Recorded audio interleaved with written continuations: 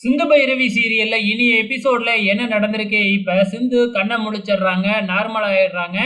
ஆனாலும் சிவா அவங்க பெரியம்மாவ ரொம்பவுமே கேவலமா திட்டிட்டாப்ல. இதனால நம்ம சிந்து இருந்துகிட்டு சிவா கிட்ட எதுக்காக பெரியம்மாவ இப்படி திட்டுனீங்க? பெரியம்மா தான் என் உயிரையே காப்பாத்துனாங்க அப்படின்னு சொல்லி நடந்த விஷயத்த எல்லாமே சொல்றாங்க.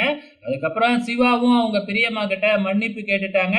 அன்னபூர்ணியும் அதை பெருந்தன்மையா ஏத்துக்கிறாங்க. இதுக்கப்புறம் நம்ம சிந்துவோட அப்பா வெளியில வந்து அன்னபூர்ணி கிட்ட நம்ம 2 பேருமே எதுக்காக அவங்கள பிரிச்சு வைக்கணும்? அவங்கள பிரிச்சு வச்சா அது நமக்கு தான் பாவத்த வந்து சேரும்.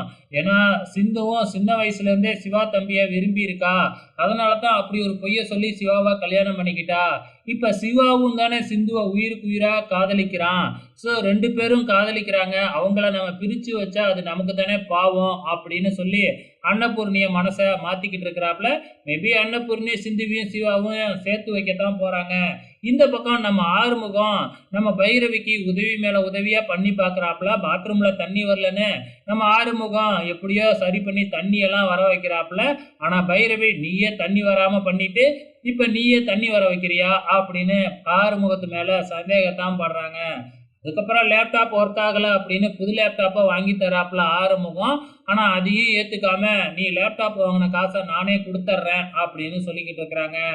ஃபைனலா இந்த இசைக்கு காயத்ரிக்கு ஃபோன் பண்ணி பிளாக்மெயில் பண்ண ஆரம்பிக்கிறாப்புல.